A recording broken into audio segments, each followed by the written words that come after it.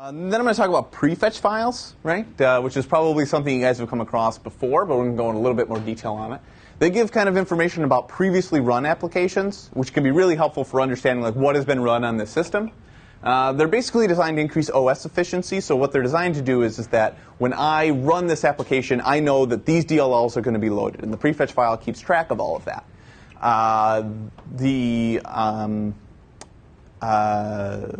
But they also can be helpful because they keep track of that information for us, right? They'll give information on the original file location, such as where the executable was run from. They'll give information such as the supporting files, like I said, DLLs. They'll also give information about when an application was last run and how many times it was run, which can be really helpful to kind of getting a picture of how long this was on the machine, as well as how often it was being executed and things like that.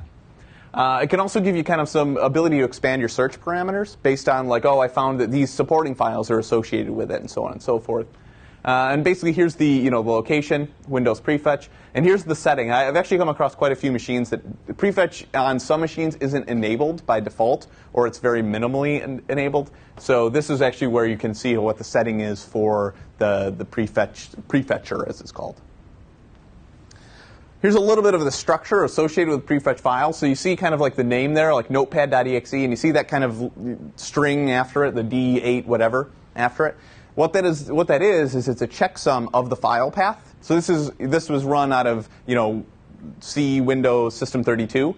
That is basically a checksum of that file path. So if I ran Notepad from the root of C, there would be a different checksum at the end. And this can actually be really helpful because a lot of malware will use the same name, like they'll call themselves notepad.exe, calc.exe, or whatever, but they'll run from a different location. So when you have kind of that two things there, two files that have different checksums, that means they run from a different location, something that you can kind of flag and say, I should look into that in more detail. At offset 16, you'll get the executable name, which is in Unicode. And then here's, just for reference than anything else, here are some kind of indicators of where you can find the last run date and run count. So here's kind of a, again, for reference, don't think like you need to understand this. You have the slide, so this is be helpful. But you can see that we have the, the times executed over here, and in the red, which is, at a particular offset, the date, as well as the file name here, notepad.exe. And then eventually, if we were to search down through, we would see the original file path to that.